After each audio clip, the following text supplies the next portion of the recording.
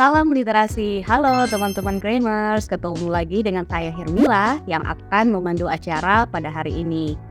Nah, untuk edisi Grade Channel pada akhir bulan Mei ini, saya akan melakukan dialog dan bincang-bincang dengan salah satu dosen ilmu komunikasi Universitas Negeri Gorontalo.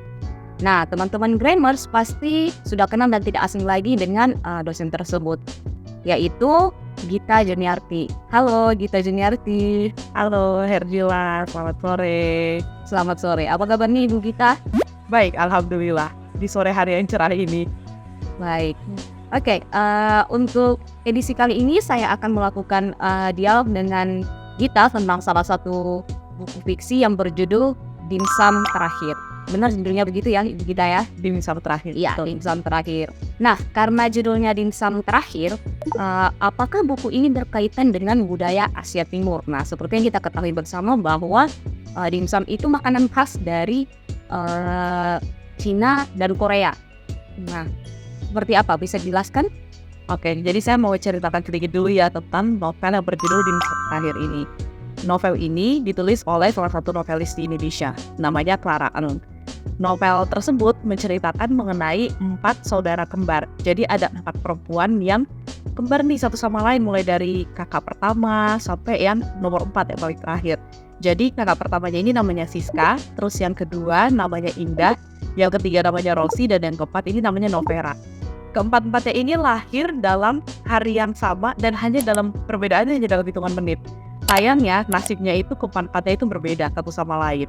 Jadi novel Dimsum Terakhir ini menceritakan tentang perjalanan bagaimana sih 4 orang ini kemudian mereka akan merawat ayahnya yang sakit dan divonis sudah sedikit lagi nih meninggal dunia nih. Akhirnya mereka berempat ini saling melempar yang kayak, kamu yang harus merawat ayah, saya harus bekerja, kamu yang harus menjaga ayah, saya yang bekerja. Sedangkan mereka berempat ini ibunya itu sudah meninggal dunia. Jadi makanya dari situ mereka berempat ini, si kembar ini berempat, 4 perempuan ini, mereka yang saling bertanya yang kayak, harusnya kamu yang menjaga ayah, bukan saya, karena saya ini pengusaha. Ada juga yang bilang, saya nggak bisa karena saya jurnalis. Jadi karena 4 ini profesinya berbeda-beda, yang satu itu pengusaha di Singapura pula, terus yang satu itu jurnalis, terus yang satu itu sebagai petani mawar di Puncak, dan yang terakhir ini adalah seorang guru di salah satu SD di Yogyakarta. Sedangkan ayahnya mereka ini dirawat di Jakarta.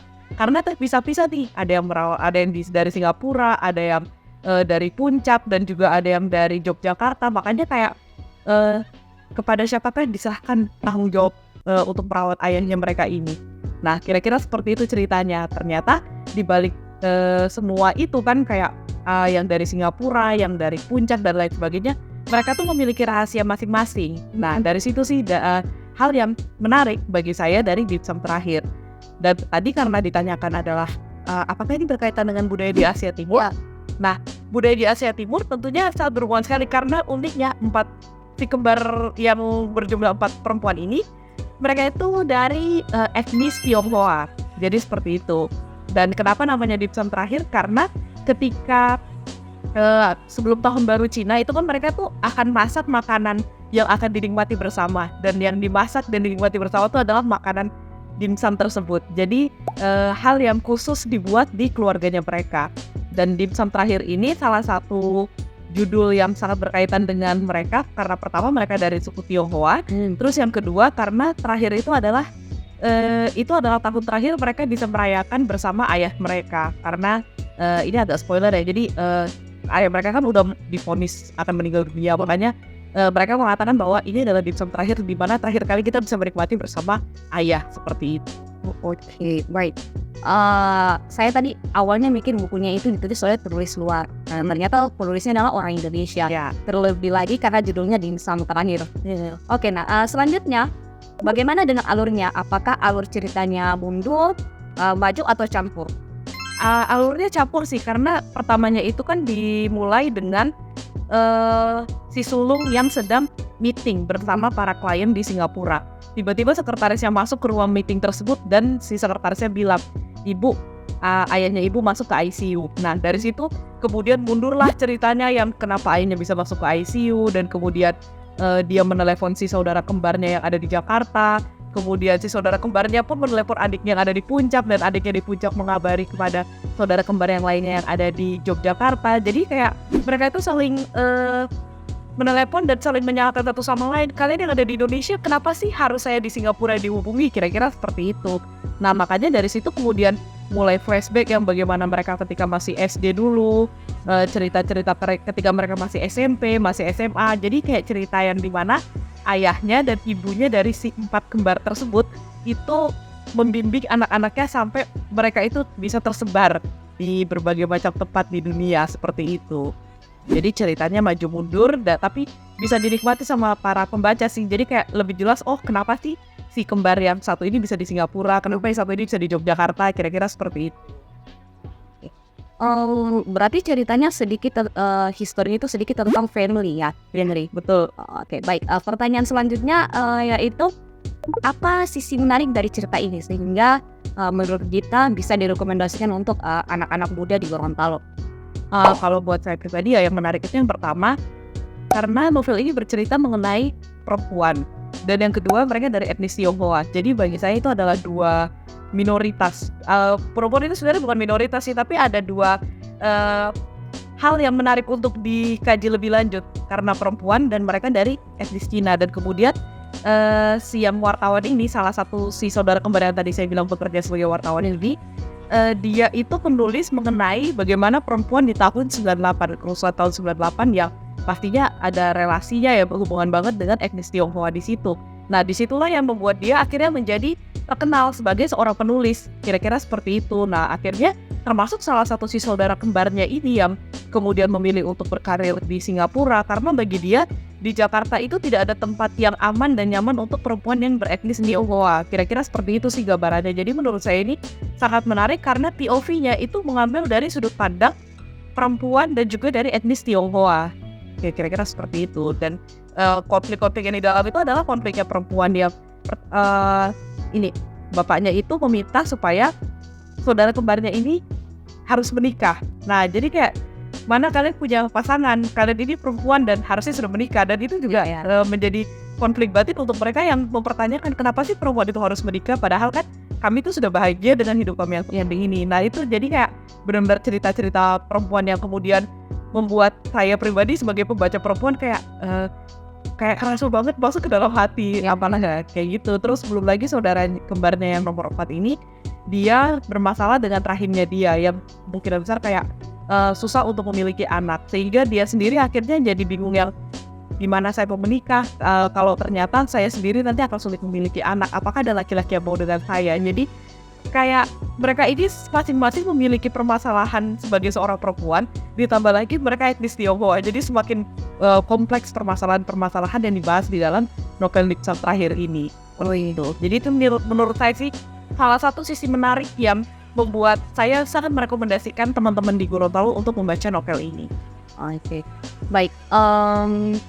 Ternyata pembahasannya lebih ke tentang perempuan. Nah, ditambah lagi mereka etnis Tiongkok. Kemudian, kalau menurut saya itu kita di lingkungan Indonesia, di mana menikah itu juga merupakan salah satu